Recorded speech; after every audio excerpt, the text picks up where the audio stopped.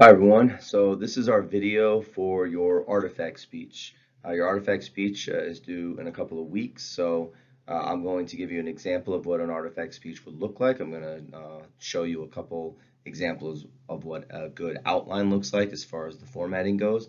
I'll explain this information, and then you'll be responsible for going out and trying to put together your own artifact speech to upload to YouTube. Send me the link in your outline. It's going to be due in a couple weeks. A couple things I want to note about a public speaking course for a 100 level freshman course. The first thing I want you to know is that um, this is a starting place for people who are trying to give public speeches for the first time, who maybe have some sort of speech anxiety, or are trying to really figure out how to organize a good speech so that it sticks. With this first speech, it's going to be 5 to 6 minutes, and we're going to do it in a very slow, sort of generic, organized way. The reason we do that is not because that's the type of speech that you're going to stay at, 5, 10, 20 years from now. Maybe when you're in an office building, giving some sort of pitch to some big, a big boss of yours or somebody you're trying to sell products to. If you, end up being a public speaker and you're giving, hour-long conference talks. This is not where we're staying with regard to a 5 to 6 minute speech, but we need to sort of understand some of the rules and the transitions so that we can start to build upon it. So for this first speech, it's going to seem rather elementary as far as the organizational pattern I'm asking you to follow, but I'm telling you that we're doing this so that as we move on through the 6 other speeches we have through this semester, you can see how we build upon this and we can start sort of being flexible with the rules. But we want to stick to this format for the first speech to make sure that we have a good, speech organized pattern, underneath our belts. And then we'll continue to, work on this and progress throughout the end of the semester. So just follow the format for now, and I promise it'll continue to make sense as we move on. All right. So the instructions for an artifact speech, and then I'm going to give you an example here. A couple things I want you to think about. For all your speeches, you should be practicing your speech at least 10 times before you sort of get it into the final product. You're not going to give the speech the first time as soon as you turn on the camera. Practice it at least 10 times so that you know the pacing. You don't stumble over words. You can figure out if you're speaking too quickly or too slowly.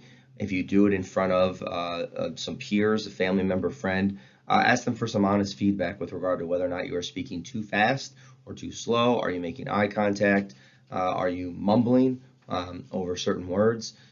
In my experience, I find out that a lot of people will mumble over words when they start to look down too much at their paper, because what happens is that your throat starts to close up. You're speaking to the floor instead of projecting outward. So raise your chin up, speak directly to your audience. You want to try to make sure that you're hitting a 5 to 6 minute mark, so all these speeches are timed. In an online class, it's a little bit easier because you can do it a couple different times and make sure that YouTube posted it 5 to 6 minutes. So it needs to be a 5 to 6 minute speech. Over or under will have penalties. There is a grading rubric online on Canvas. So on Canvas, under Files, there's an Artifact Speech folder. It has an example of the speech that I'm going to give you. It has these instructions in a little bit longer format. And it also has a grading rubric with as far as what I'm looking for, as well as time penalties. So I always encourage people to try to practice for a little bit on the long side of your time. So for a 5 to 6 minute speech, practice for about 5 minutes and 45 seconds. Try to hit that mark every time during your 10 practices, so that when you actually give the speech live, you'll hit that 5 minute mark. When people start to give the sort of real speech live, they tend to speak faster. And so that's why I always tell students to sort of aim for the longer side of whatever time mark I'm giving you. As long as you're between 5 and 6 minutes, you'll be good to go. All right. So what this speech is for an artifact speech, it's going to be an introduction speech for yourself. So as the instructions point out here, find an artifact that represents you in 3 different ways. For example, if you want to use a baseball glove, you could say this is a baseball glove.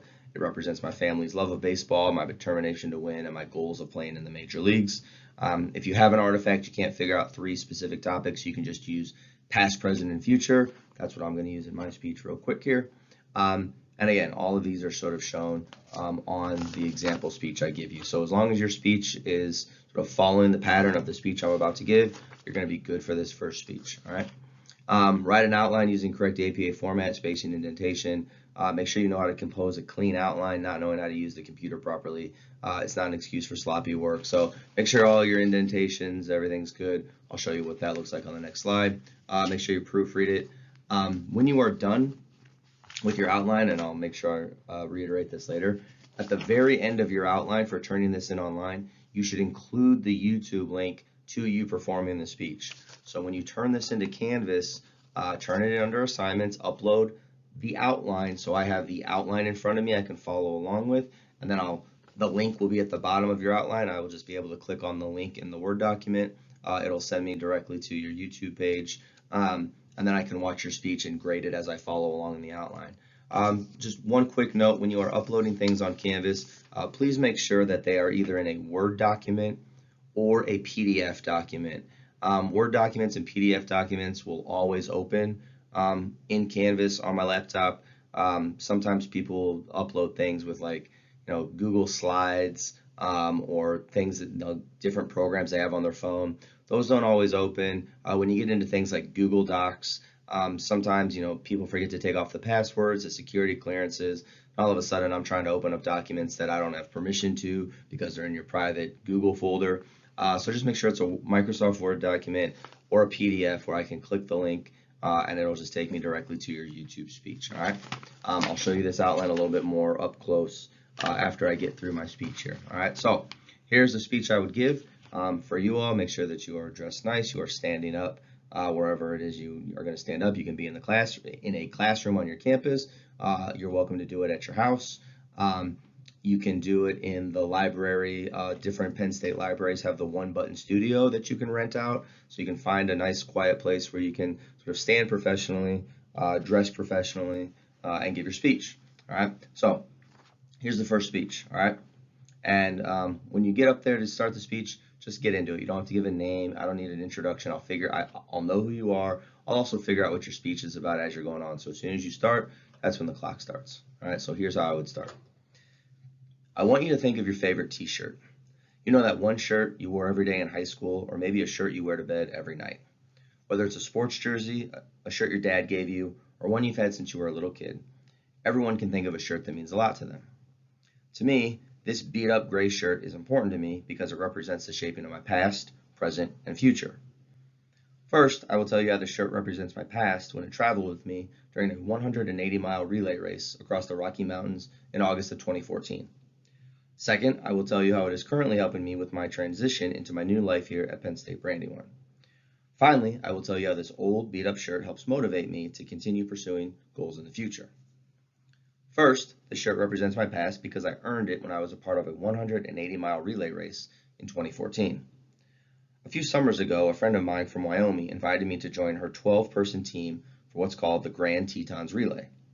Tiffany and I had been close ever since we went to undergrad at Central Michigan University. In 2004, she moved to Wyoming and became a park ranger at Grand Tetons National Park. While we don't get to see each other often, only once about every 2 years, I try to make it out to Wyoming for some outdoor adventures. Even though I had run a few marathons, nothing could prepare me for this 180-mile relay race at such a high elevation. While this race took our team about 27 hours to finish, we were all gross by the end of it. The experience was one memory I won't soon forget. Now that I told you how this shirt represents my past, I will tell you how it represents my present. Presently, this shirt is helping me transition into my new life here at Penn State Brandywine. I finished my PhD in December of 2014, just a few short months after the relay, and the idea of going out to a full-time faculty job was scary. The job market was tough, and I heard horror stories about people who couldn't find full-time work teaching. So I was excited to get this job at Brandywine. Not only was it my number one choice of places to work, but it also just happened to be a short car ride away from my favorite city of Philadelphia. While I'm learning a lot in this new job, new jobs in new cities are somewhat overwhelming. This shirt reminds me that if I ever get too overwhelmed, I can always relax and retreat to the mountains for a weekend of fun. Now that I revealed how this shirt represents my present, I will tell you how this shirt represents to shape my future. No matter the situation or location, I always want to keep working on new goals and new adventures, and this shirt reminds me to never stop experiencing life. When I look at this shirt, I think about future obstacles I will face. I want to run more challenging races, write more books, travel the world, and learn new things. Sometimes I don't think I'll have enough time to accomplish it all. When I look at this shirt, it reminds me that there are going to be tough and uncertain times in life. But if I keep moving forward, I can finish the race and reach my goals.